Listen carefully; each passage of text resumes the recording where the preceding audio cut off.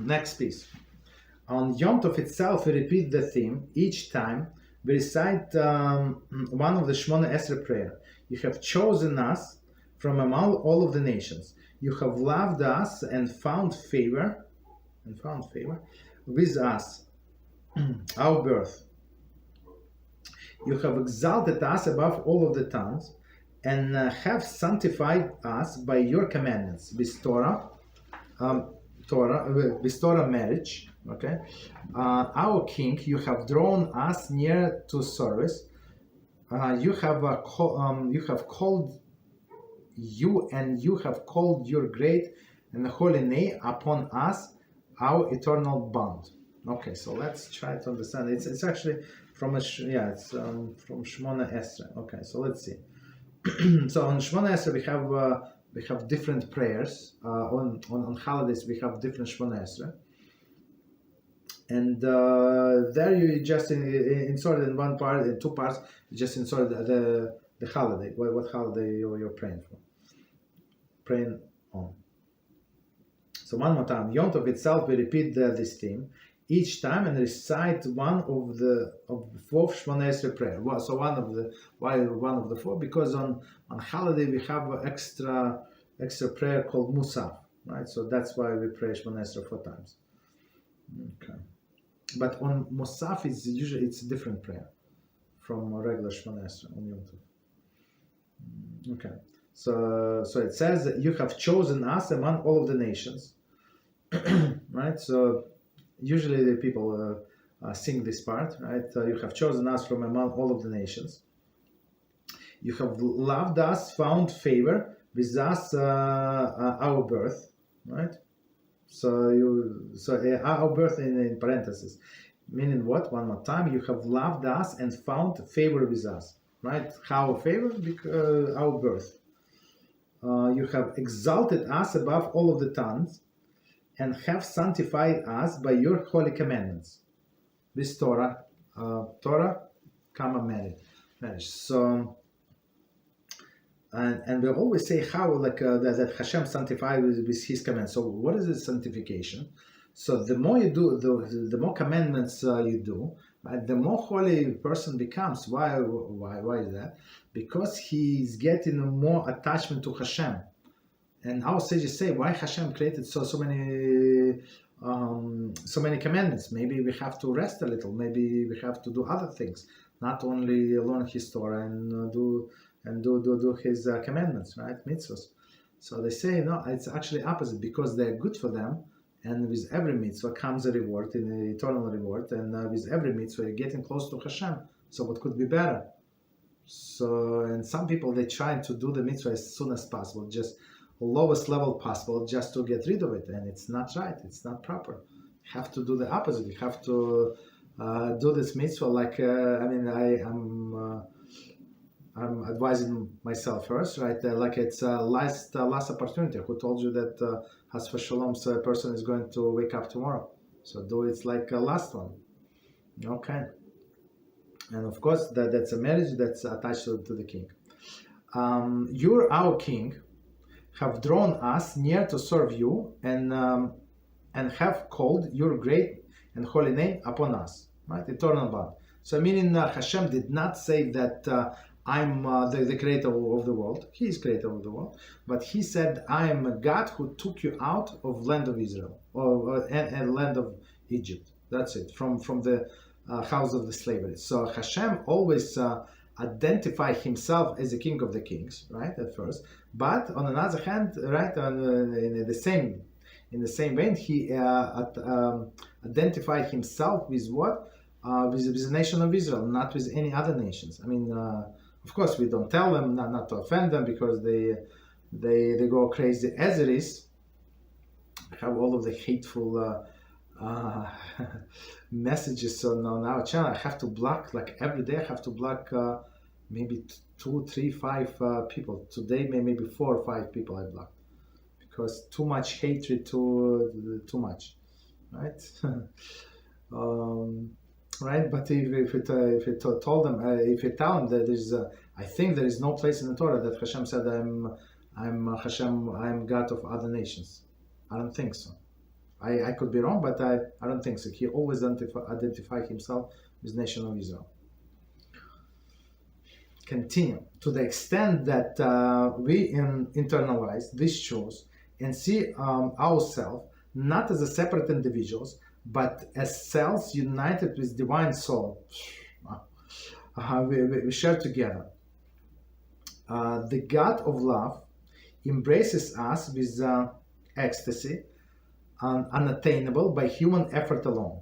Hashem rewards us with a portion of Gan Eden on earth, more popularly known as Simchas Yom Tov. So that's very interesting. So let's try to understand one more time.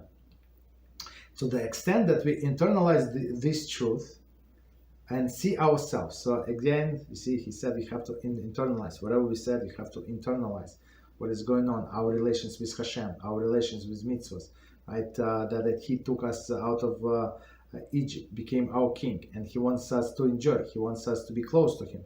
And he said, if you're going to do my mitzvahs, you're going to be happy in this world and the world to come, right? And it's going to be good for you. When it's going to be good for you, it's going to be good.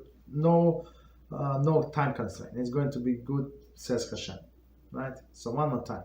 To the extent that we internalize this truth and see ourselves not as separate individual, but as cells of united divine soul. So we see ourselves not as separate individuals. One is greater, one is lower, right? But the cells of divine soul we share together, right? So in every person, there is a part of divine soul that can never be destroyed, right?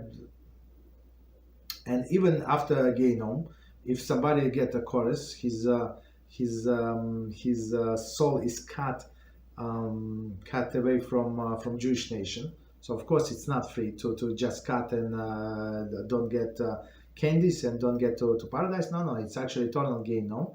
But they say eternal, but it's not eternal in a sense when the soul pays whatever it has to pay, however longer it is, the sentence. So the soul, all of the parts of the soul destroyed, but this part of Hashem actually goes to its source, so it can never be destroyed, right? So even though we say forever, it is forever, meaning very, very, very long time, depends what person does, and if he left like bad fruits after he died, so and these fruits bring new fruits, this could be as well forever. Right, because he has to pay for whatever he left in this world, consequences. Okay, so continue. So and this divine son, and God loves, right? And the God of love embraces us with ecstasy unattainable by human efforts alone, right? Because through this godly soul, right, that we have, we can enjoy, and this enjoyment cannot be attained by a person alone, but through the love of God. And Hashem has these holidays, so he said you're going to feel this special love when on these holidays, on this specific day. So if you like, as I always say, if you have a radio, if your radio is off, does not mean that it does not broadcast. So you have to turn it on and tune on the right